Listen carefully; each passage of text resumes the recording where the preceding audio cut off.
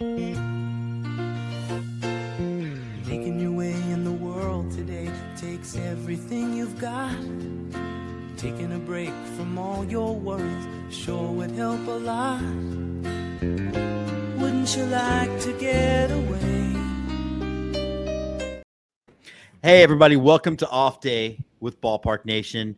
I've decided, Andy, that might be our theme song for a while. We need to be everybody's place to feel comfortable. Well, I'm glad that you upgraded because I was getting a little bit over the last theme song we've used for the last several episodes, and I was going to suggest Islands in the Stream, but this works too. We can try Islands, and I'm always happy to mix it up. Today I want this to be a place where everybody feels welcome. So I'm going to go ahead and make before we make the conservatives mad at the end of the show, I thought we'd make the liberals mad now and say, I'm going to SeaWorld, people. Get off of it. Relax. It's going to be fine. I feel there's different subsets. Nobody is a monolith, conservatives or liberals. No, there are different opinions. There are places who do the whole SeaWorld thing better, the concept better than others. You and I grew up in the Houston, Texas area where there was Sea-Orama. Oh, boy. In Seawolf Park in Galveston. And if you want to talk about a place that was probably turning those dolphins into tuna a little bit afterwards, that's the kind of place I'd be worried about. If St. Ambrose Elementary School could afford to take you there on a field trip, that wasn't a quality place. Ironically enough, I think SeaWorld San Antonio did open my 8th grade year, and it was where we went for our 8th grade trip. So I guess my school was just doing a little bit better once you left, I guess. Probably. All right, Andy. Well, look, I'm starting off talking a little bit of Longhorn baseball.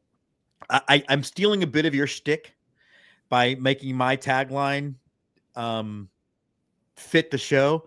Don't talk to me about the series and everything else if you didn't play this weekend, if you didn't make the playoffs, if you were the only number 1 seed ever to not. And don't all of a sudden start referring to the University of Texas San Antonio as your brothers because, oh, my God, I saw that already. Hats off to UTSA. That was a good baseball team, man. And they had a plan, and Texas was what you and I thought they would be at the beginning of the year, and also kind of what we thought they were becoming once they lost their Friday night starter. I mean, they were 5-9 their last 14 games. So it was a team that overachieved and was fading. Not a great season, but a good one. Yeah, and I think you're exactly right. You have to tip your hat to Pat Hallmark and the Roadrunners out of San Antonio. Mimi. It was a well-coached team who rose to the moment. And we talk all the time about tournament baseball, playoff baseball. Weird things happen. Texas certainly wasn't the only national seed to be going home after their regional. Man. There were a few, and that just goes to kind of demonstrate the parity that's starting to creep into D1 baseball that you and I have been talking about on various shows for now 2 or 3 years. And if you want to have somebody to thank for that, you can thank Major League Baseball in their infinite wisdom of throttling the minors down to 10 rounds of draft and only 4 minor league affiliates per team, and all the things they've done to eliminate cost out of their program. You've got a lot of talent in a lot of D1 baseball teams, and a good coach, as you saw with Pat Hallmark, can put that together for a season, and certainly in the context of a 4-game tournament. But to the point of Texas, I cannot justify a fan base that I may or may not be part of trying to cope with their season by piling on Texas's season. But it does go back to the whole, I don't want to play you guys, and not because I think we're never going to win or any of that kind of nonsense. It's just fucking tiresome. It's exhausting. I don't, just the same way I assume you don't want to sit and measure your seasons against what A&M did. I don't want to sit and have to worry about what Texas does or doesn't do. It doesn't make my weekend any better to know that my friend's pissed off because his baseball team lost in a situation they should have won. And if you're getting fascination or happiness out of your life because of that, you need to refocus on maybe family, friends, a job, something else besides college athletics, because this group of 18 to 22-year-olds, whoever it happens to be in whatever sport you follow, is going to fucking break your heart at some point. It's going to happen. There's not everybody's Alabama football coached under Nick Saban.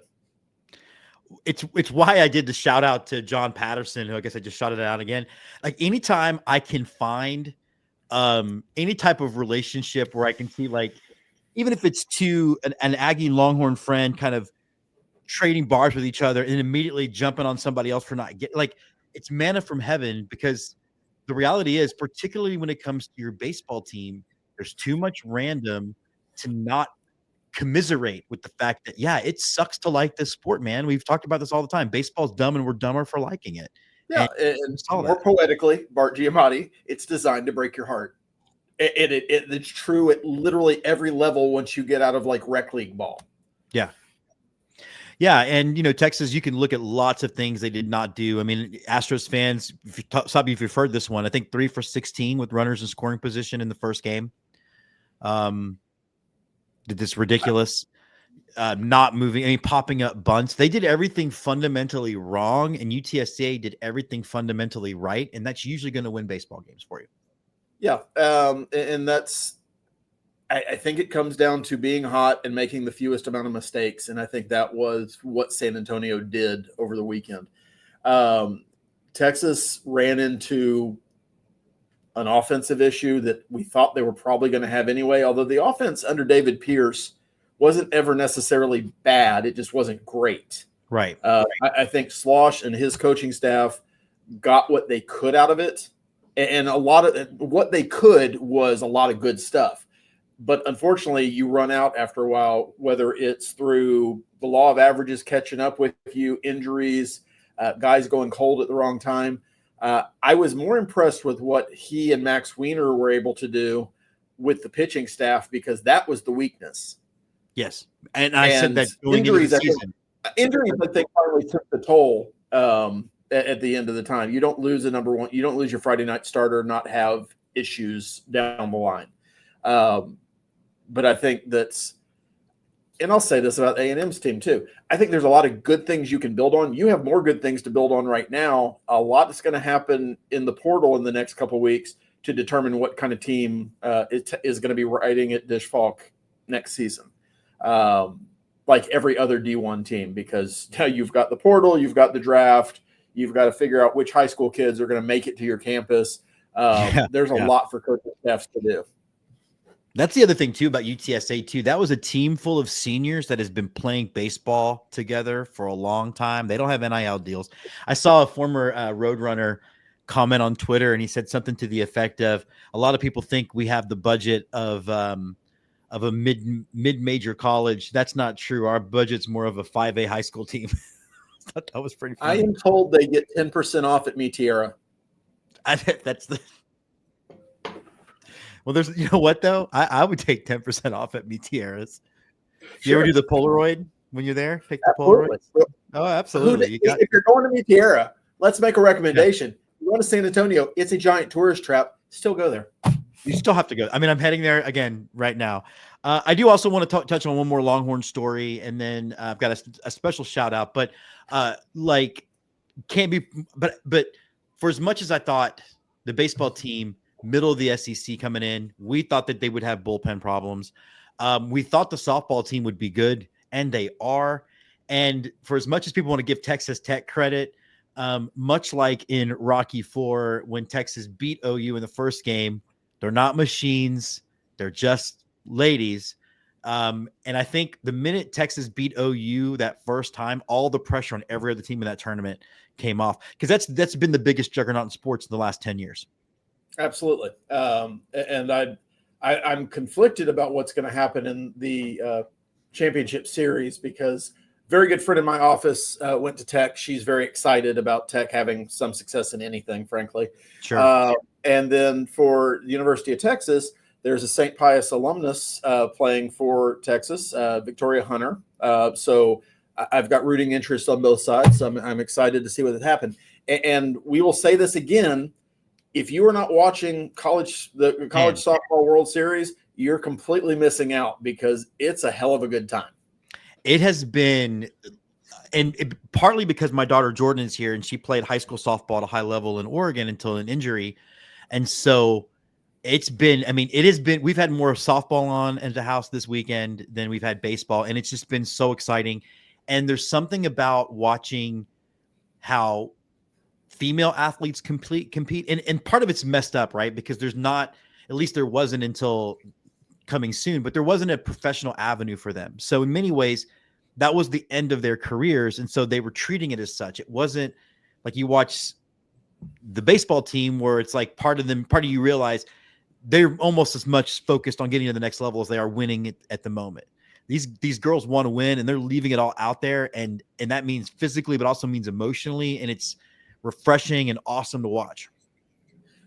I think, excuse me, I think the other side of that is that there really isn't a pro league for these ladies to go to once this is over. So they literally are playing maybe some of them the last game they're ever going to play. Yeah, there's the hope that you get one of the 12 spots for USA softball. I don't know if there's whatever that's going to be, but that's still I don't know if there's a Polish softball league for the female Scott McIntyre to go play in at some point. It's not like even women's basketball now where there are pro options. These women are literally playing for scholarships and for love of the game. Yes. There's not sponsorship opportunities. And for everybody who moans about college sports just aren't the same as I was growing up, go watch women's sports because they are the same.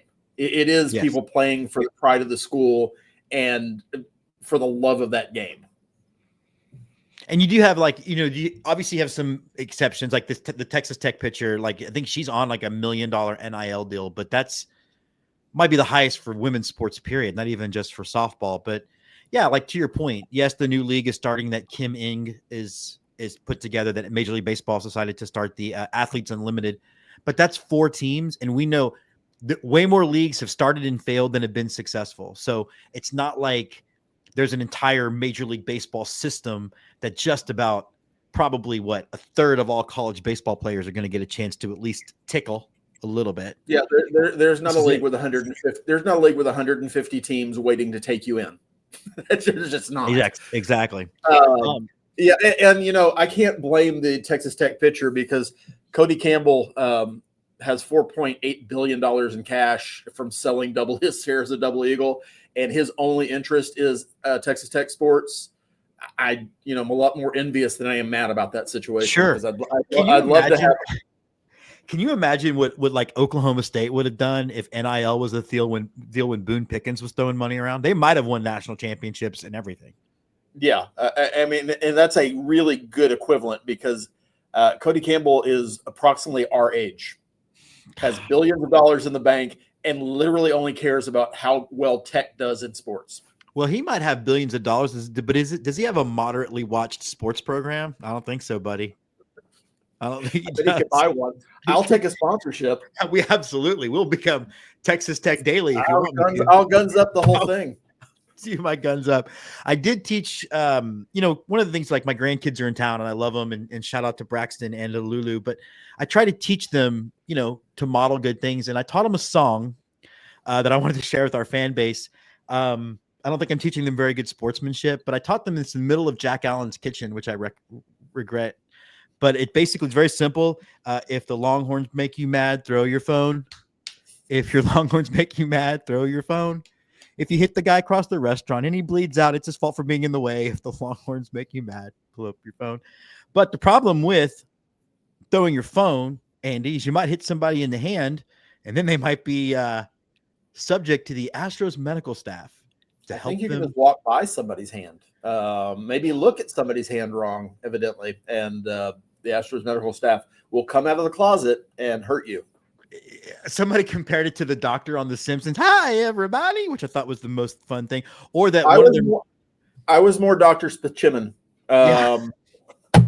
Medicine is not a science. Or at least it wasn't Dr. Hibbert. Actually, he might have actually been better.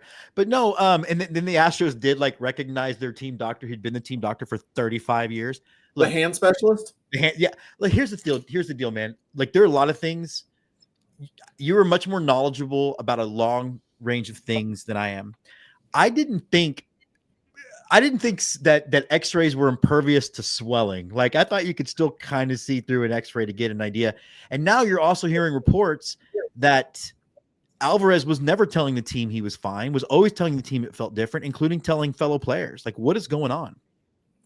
I wish that I knew. I think that's, as much as I don't want to give this plug, you probably need to be following Chandler Rome, because he seems to be the only beat writer at this point who's Still follow him yesterday on Princess Day. Happy me getting blocked anniversary. Well, you can't, thanks to Elon, you can't actually block anybody anymore. You just can't respond to the post. So, I mean, you can read everything he's saying. But no, he seems to be the only beat reporter that's willing to actually ask questions and go like, what the hell's going on? And I don't blame the other ones, because some of them work for MLB, some of them work for the team, some of them are in the bag for different reasons. At this point, we will let Chandler's discussed with the Astros front office work for our advantage. I don't understand, to the same point, and I do understand that there is a world where enough inflammation could hide a stress fracture. But that doesn't mean you just don't do the X-ray and do an MRI and go muscle strain. And that doesn't mean that you wouldn't rescan everything before you had your $40 million investment start swinging a bat again, because scans take, I don't know, 15 minutes. 15 minutes. If you're you and I imagine they can do it faster. So I imagine they can. There are things missing in the timeline that make no sense to me.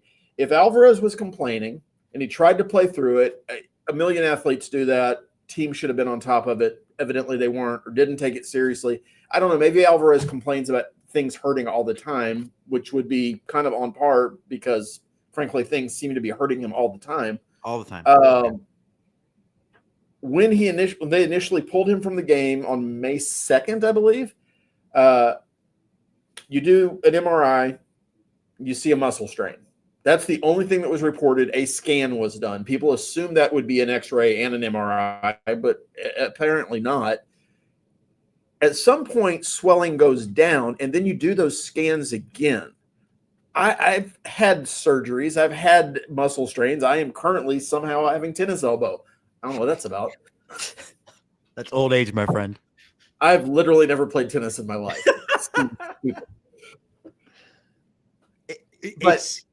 But also factoring in missing in the process that it just feels like the Astros medical staff just kind of willy-nilly goes about and lets the players have way too much say over the process. And again, if you are a $100 million investment, a $200 million investment, I'd want everything checked all the time if I were the Astros. Let's be honest too. Not only that, but one who swings violently, but also one had his age. The only reason why Jose Altuve is playing left field is because he can't, because he is so injury prone.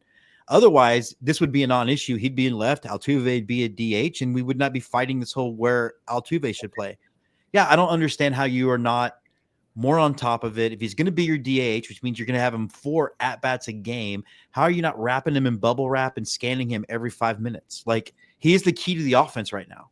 Yeah. And the offense is functioning really, really well, except what's it missing? It's missing one more power threat. Well, that power threat is not there because you allowed him to – you took his word for it, or you misinterpreted his word, or you ignored his word. Honestly, the more that comes out about this, the more it feels like not just dishonesty to us as fans, which, you know, again, I think Chandler Rome has been a way different reporter since he left the Chronicle and went to the Athletic. I think he's actually been incredibly very good. But it feels like they're also being dishonest to the players they're supposed to be making sure can post every day. Yeah, and I am not a person who believed at any point that free agents aren't going to want to come play for the Astros because of the cheating scandal and all the nonsense that came out in winter of 2020. I do, however, believe that free agents will make decisions based on, is this an organization that's actually going to take care of me and handle my injuries appropriately and deal with things in a way that makes sense, both, you know, from a PR standpoint as well as medically. I also don't believe that the Astros owe fans any kind of clarity. That's one of the complaints I've seen is they should be more forthcoming about things. That's not our business to know. But I don't get a good sense that they're being forthcoming with their own players. And that is more concerning. And it goes back to this isn't an isolated incident with Yordan Alvarez. Kyle Tucker was out with a bone bruise that evidently was a fracture the entire time. And the Astros mystified with that. I mean, based on their own actions, because they kept trying to rehab him for things that he wasn't suffering from. So it and there's been a few different instances of that over the last couple of years, and I just don't know what's changed because I've never perceived the Astros front office or the medical staff as fully incompetent. It's a common joke that we all have as Astros fans that if they see discomfort, the guy's about to die. But I think all baseball teams are somewhat like that. They're vague with injuries, and there's some reasons they would do that. This goes beyond that. This is just, we're going to say one thing, and it means absolutely nothing because it's probably going to be something else, and we're not going to find out for weeks afterwards. And the fact that Dana Brown is going out saying, oh, yeah, he's days away, and Joe Espada saying, oh, yeah, he'll be here this weekend, and then, oh, nope, shutting him down. We'll find out. It just, something stinks. And that is the thing for me. You're right. We are not owed private information about someone's medical situation, but we are owed not being lied to. And we're also owed to not seeing them as incompetent. I wish the answer would be, we don't discuss injuries. He'll be back when he's back. I wish that was the answer instead of, like you said, oh, he's going to be activated this weekend. And then you check the lineup for this weekend. And then again, I've got the grandkids here. So I'm doing granddad stuff. And then I get a text from you and it's like, what the hell's happening? Because again, just don't lie to us, or you're either, because it either makes you look dishonest or it makes you look incompetent. And we have to also separate two things. This is not pitchers going on the IL. Pitchers going on the IL for everything they're dealing with is a factor of we're throwing harder, we're throwing with spin, the lack of sticky stuff, all of those things, and that's a league-wide issue in which the Astros aren't even the biggest victims. They're about middle of the road. Yeah. That's different than mishandling bone bruises and muscle strains that are really both broken limbs. Yeah, it's a mystery, and it derails what I think is not an unpleasant season so far. There's been some fits and starts, but we're a half game out of first place in the West. We're solidly in the playoff race, and frankly, if you look at the rest of our division, I know you like looking at schedules, we've played 44 games against teams above 500. The team we're currently chasing, that we're in a virtual tie for, has played 28. Yeah. So the schedule is going to balance out a little bit real soon, probably after we get past Paul Skeens today. Although he suffers the same thing that a lot of our Astros pitchers suffer. They don't score runs for him in Pittsburgh. So, I think we just have to survive him. Maybe talk to Altuve and say, today's not the day to swing at the first pitch, buddy. Today's not the day. Today's not the day. No, and I'm actually kind of disappointed because I'll be in Pittsburgh for tomorrow's game and for Thursday's game, and I'm kind of disappointed not to get to see Paul Skeens. I got to see him when he came to Houston, and he's one of those talents that you try to take away your own loyalty for a team and just watch pitch, because the guy is fantastic. And I really commend the Astros. I did it actually at the time where they basically turned it into an LSU night impromptu when they saw that he was on the schedule to face the Astros. So that was kind of fun. But it's not been a bad season. And despite the injuries, and I think we saw that a couple things. One, if Lance McCullers is on his way back, and now it seems like, that performance he gave his last time out was as good as we'd actually ever seen him in the regular season, with also paired with Hunter Brown. And now it looks like Fromber is back to being as good as he's ever been. This is a good Astros team that is 1 or 2 bats away from being a great team. Like you said, they're practically tied with Seattle in first place. And Seattle has, just got taken to task by some teams that shouldn't have been taken to task to just most recently. So quit belly aching and look at the fact that Fangraphs projects you to win the division. Fangraphs projects you has a 70% chance of making the playoffs in the first place. And as we know, you just got to get in. The Astros have the 5th best record in the American League right now. They're the 5th best team out of 15. So it's certainly not the stratosphere that we experienced in 2019 through 2022 or 2017 through 2022. But this is a team that's going to be fighting for a playoff spot the entire way, barring just the rest of our starting pitchers dying. But look at that run. Like, and I did a bit with Emily Nyman, who's our resident Yankee fan. And she's like, Astros fans have to recognize that 17 through 22 is one of the 20 to 25 best runs in the history of baseball. Mm-hmm. It doesn't happen regularly. This is actually how most teams function. To get through. I would say that right now, most teams are around 500. We're 5 games over. And having gone 7-3 in our last 10. Yeah, and at this pace, I think we're on a pace to win 89, 90 games. I didn't do the math before we walked on, but that's not a bad team. That's not a bad baseball season. And our fans are eating themselves on Twitter because of in-game results. So, I don't like to denigrate the people who started watching baseball in 2017. Welcome. But I also think there's got to be some perspective that you're not going to win 110 games every season. That's just not a thing that baseball teams do. No, it's not. And enjoy this ride. Enjoy this run. There's a lot about this team that I love. I love that Paredes has been as advertised offensively and has been way better than advertised defensively. I love that it looks like Christian Walker is coming around. There's still concerns. Yonder Diaz is still, I think, too all or nothing for me, but there's a lot of grit and a lot of fight in this particular Astros team. Something like 15 of the wins, Andy, have been come from behind wins. We didn't see that at all last year. If they were losing in the 7th, they were done. I don't remember what game it was. It was earlier in the season, but the first time this year that we came back from a lead after trailing after 7 innings was the first time that the Astros had done that since 2023, like early in 2023. So it had been a minute.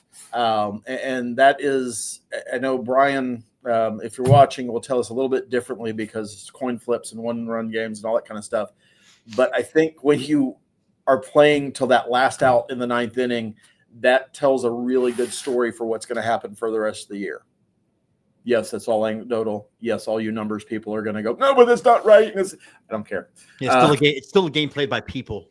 Like, I mean, you and I are not anti-analytics, but we're also not anti the fact that heart rate also should be something you analyze. Yeah, and I think this team is showing that it's heart. We'll talk about it more because I certainly expect the Astros to try to be buyers as we get closer to the All-Star break in a month and a half, 2 months. I would like Dana Brown to stop talking about this mysterious left-handed bat that he's going to acquire because he's been talking about it for 3 years and I've yet to see it. The new one is we need a new starting pitcher, and the Astros are evidently in the market for one. And frankly, we should be because you've lost 2 pieces of your rotation and you can't really count on Christian Javier or Luis Garcia to come back this season. I hope they do. Definitely not Javier. Luis Garcia, but Javier is still not even a year removed from the surgery, right? Like, I don't. But they're still talking about both of them like they're going to be back around the All-Star break. Like, Garcia's at least throwing off the mound now. Yeah, I would love it if it happened. But you've got to plan like they're not going to be here, and all of a sudden it's a pleasant surprise if they are. Totally. Completely. Yeah, I just think get on board with this team. It's a fun team. Yes, it's different than 2022. And we might see the Astros get to go back there. We like, you might see them go maybe just a little less than all in at the All-Star break and not necessarily add a bunch of payroll or get rid of a bunch of prospects, because you do want to see continue to build. Like, next year you're gonna have a lot of payroll flexibility. You'll have one more. Cam Smith will be a full year in, and I do think he is the real deal. We were talking a little bit though just now about Princess Night. Well, I will say before we get to Princess Night, I can't wait for all the people who are gonna get weirdly attached to Jacob Melton be sad when he's dealt. Yeah, because that's gonna happen. That guy can fly, and he's going to get traded. Yeah, and, he'll probably be just as successful as Joey Loperfido has been with Toronto. I think he's back with Buffalo now, I think. Whichever. Yeah, boy, people wanted to die on that hill. What for some reason, Astros fan, they love their prospects. For me, I'm all about parades. But speaking of parades, this is my favorite month in baseball for a lot of reasons, and partly it's also the week where I feel so bad for social media managers of most of the minor league teams out there, and 29 of the Major League Baseball teams. It is Pride Month. It is the month where baseball has the audacity to say, you know what, baseball's for everybody. And yes, Andy, part of it is about bringing in new fans. And yes, it's the Astros do it smartly. They do it on a Tuesday night, and they sell out a Tuesday night where they don't normally sell out a Tuesday night. But your team is dying. Your fan base is getting older. The fact that we're the median fan base age for Major League Baseball is not a good thing for the sport. It's a bad thing. Scare the hell out of them. Yeah, it should. But this is also when we get to really find out just how big of an asshole people can really be, because God forbid, they say, and look, I know you have a different attachment to this day. My brother from another mother is a gay man. I took him to Astros Pride Night. He was really pretty funny to watch with. But anyway, for me, it's just, I hate the idea that people now feel so emboldened to just show their ass. And by the way, before you go on this, dear Donald Trump, you don't get to decide when Veterans Month is. It's not June, just because you're trying to piss off the gay people. It's November, when Veterans Day is. So stop that. But May is also Military Appreciation Month. So this is one of those things that we get into with Pride and then Black History Month. And the common thing is with those particular instances is, oh, you get a whole month for this, and I barely get a day for blah, blah, blah. The fact that you don't know that there's an Italian Heritage Month or that's not on anybody but you. You're ignorant. You don't read. I don't know how to fix that for you, because I don't think pointing to a calendar works anymore. There are something like 63 days for military appreciation, 62 if you want to take out Memorial Day, because that is separate, not so much appreciation for the current military, but certainly appreciation for the people who have made the ultimate sacrifice for this country. 63 days beyond everything else. And now we're going to throw Donald Trump's birthday parade into it. So I guess it's the 64th. I have no idea how that's supposed to work. Yeah. Let people have things. This literally doesn't affect your life.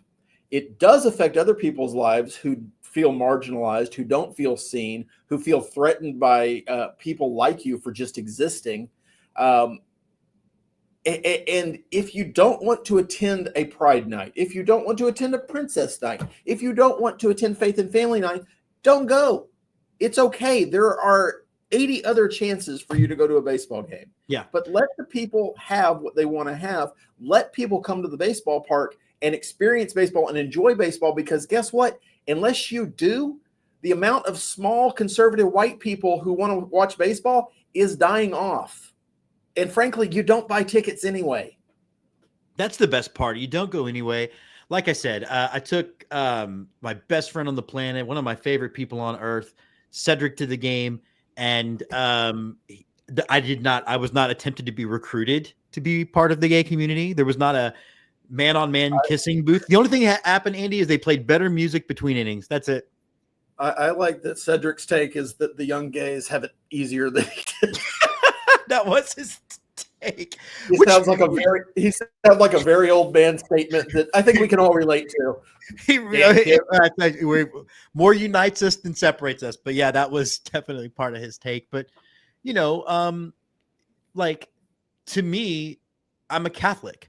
And I know, as well as you know, that Faith and Family is not really about us. It's about Protestant Christians. But I'm not going to get my rosary in a bunch about it. I don't even think it's Protestant. You're very specifically evangelical. I don't think the Methodists and the Episcopalians are lining up to go to Faith and Family Night.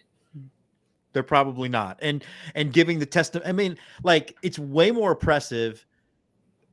It's way more present. Faith and Family Night is way more present because you sometimes have testimonials between innings. And look, I'm not going to get in anybody's face about their religion. Again, I'm a Catholic, but it's for as much as I don't view religion that way.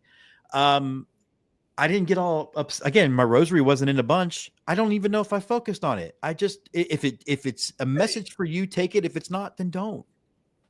Yeah, my concern with Faith and Family Night is that if you look at the level of promotion that is given to that versus, say, a Pride Night, Faith and Family Night is certainly pushed harder. That's the Astros' choice. That's Jim Crane's front office choice to do. I don't begrudge it. I don't begrudge anybody going to Faith and Family Night. I've attended the game that happened to coincide with those. Yeah, so it's always a Sunday. Yeah. Yeah, I leave after the ninth inning because I don't want to hear Christian rock because, frankly, it's barely Christian and it's definitely not rock. You're just making both things worse. But it's fine. If you want to do that, go do that. But I would have the same problem with the people who are trying to squash things like Pride Night for trying to squash that.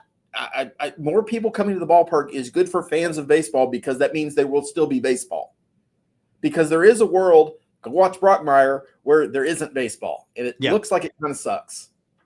It looks like it sucks. I mean, and now you've got and you and I haven't done the banana ball thing, and now it's a full-on league, I guess. It's becoming a whole thing. There's a version of worse baseball out there. And again, it's these theme nights are so easy to ignore if it's not your thing. I've been to Princess Night. Now, Princess Night I actually do enjoy because I have a daughter and she loves baseball and she loves going. And I have a granddaughter who Jordan took Lulu and Braxton to a baseball game this Easter, and I didn't get to go. And Lulu thought it was sacrilege. There would be a baseball game that I wasn't attending. That's a big part of it for me. And if that's what gets people in the gate and that's what gets people to discover why baseball is amazing, that's what matters. And I'm certainly not equating the people who really take Pride Night seriously with people who are really big comic book fans. But there is a superhero weekend. There is a Star Wars weekend. There is Jurassic Park weekend. There have been throughout majors and certainly the minors. Mm-hmm. Any theme night you can think of has probably happened. And it's all designed to bring more people to the ballpark.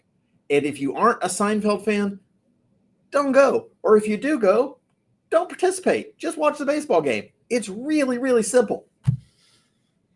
This is my favorite bobblehead. George Costanza on Seinfeld night riding the whale. And he's got the golf ball in his hand. Who does that hurt? You know who it hurts? It hurts my grandfather. There's not been a news radio night yet. So I'm, waiting. I'm also surprised that none of the teams, I mean, I even offered to put it together, have a Jaws night. It is the 50th anniversary of my favorite movie on the planet that I did show my grandchildren last night, and they were into it. Martha's Vineyard's not having a. They're playing as the Amity Sharks, and I've intentionally scheduled our anniversary trip to Mexico for overlapping that weekend because I've been to Martha's Vineyard before to do a Jaws tour. It's expensive and hard to get to, and I didn't want to talk myself into going over the 50th celebration weekend because I might have been miserable. But the Martha's Vineyard Sharks, shout out to them, on the weekend of the 20th of June, I think, we'll be playing as the Amity Sharks. I do have my jersey at least, so definitely shout out to them. But that's part of it is, I know that my grandfather would hate this stuff. My father hates this stuff. But guess what? My grandfather's dead. My father's not far behind. The baseball needs to live beyond them. And it's a different environment than when they were growing up, when there were 4 things to compete for your time and energy. Now there's a zillion. As an aside, I was a confused little kid, and I thought that I would never want to go anywhere in the Northeast because I confused Amity with Amityville. Me too. I assumed there was just one town that had sharks that would kill you, but also a demon house. And that did not feel like a place I wanted to go. Me too. But as we know, Amity's actually in Massachusetts because in Amity, you say yad. Yeah, but it's all, when you grow up in Houston, Texas, it's all a thing up there. It's all a thing up there. Yeah, man. And I just think the world is and I also have to remember, I was talking about to somebody about this the other day, and it's something you tell me all the time. Social media and the internet is not real life. And in real life, people are more polite to each other generally than they are on the internet. And I don't know why I keep wrapping myself up into the idea that incels can have a voice, but they do. But let people like things. The world sucks right now, man. And it's uncertain. I think there's a lot of reasons to be positive about the future, but a lot of things to be scared about the future. Just let people like things and have a good time and enjoy some baseball. It's 2.5 hours. And if you don't want to go that night because you think it's godless heathen night, then don't go and just do something else. There's got to be a Klan rally you can head up. There's yet to be a Klan night. I assume that will happen in Arlington. Probably. Well, I think every night in Arlington is probably Klan night. Go Rangers. All right, Andy, that's going to wrap us up, man. Any final thoughts before we are out of here? I would like to recommend a couple of things. If you like cringe humor, I can't say enough about Friendship, starring Tim Robinson and Paul Rudd. It's not for everybody. And I think it speaks to a certain male subset of guys who might suffer from loneliness and some other things. And it is one of the most uncomfortable yet funniest things I've seen in a long time. I laughed the entire time, but I also felt kind of bad for laughing at a lot of it. Okay. And then on the completely other end of the spectrum, if you just need to turn off your brain and feel good for an hour and a half, and it is only 137 minutes, Karate Kid Legends. Oh, cool. Who doesn't love Jackie Chan? And he's not even being super Jackie Chan-ish in this. An engaging young actor. They flip the script. You know what's going to happen. There's no mystery in how he's the best around. But it is a refreshing take. Nowhere near as silly as Cobra Kai got in the middle seasons. I think we both agree Cobra Kai wrapped up well, but there was certainly some teen angsty drama happening for a lot of episodes that didn't need to happen. Written by 40-year-olds. Yes. Yeah. This was just refreshing. It was fun. It was light. There were stakes, but you know how it was going to turn out. So you were open. It was okay to root for everything that was going to happen. Spend $1, go to the theater. It's good. And the kid in the trailer at least looks like he's going to be a star. Like he just looks magnetic as hell as far as his screen presence. For the racists listening to us, he speaks with a very clear American accent, so you don't have to worry about subtitles or anything, because I know that's a complaint I've heard. They don't do Arlington, and they don't do subtitles in Arlington either. I'm actually going to talk about a movie like that would involve reading. Right, that's true. I'm actually going to talk about now. Look. I hate the fact that this movie is 10 years old, but I walked in at the very beginning of my grandkids having the movie Home on, which is a DreamWorks thing. It stars the guy from Big Bang Theory, which is named Parsons, Jim Parsons and Rihanna. It was so sweet and so well done that I was a little choked up in front of them. So if you're missing that, then check out that. So again, probably not 10-year-old kids movies might not be on the top of your bucket list, but and I also hear the Lilo and Stitch remake is pretty good. So that's that. So we'll have a discussion about this, because I don't understand the live action version of animated films, especially when the live action version of the animated thing looks exactly like the animated thing. How to Train Your Dragon is going to have a similar thing, and the dragon looks it's still an animated dragon. People, it's the same dragon. It doesn't look any different. It's the same damn dragon. So we'll talk about that later. We'll get to that during the dog. That sounds like a dog days of baseball season conversation. Yeah. For Andy, I'm Jim. Good luck to the Longhorn softball team. We will see you guys next week. This has been Off Day with Ballpark Nation, and we are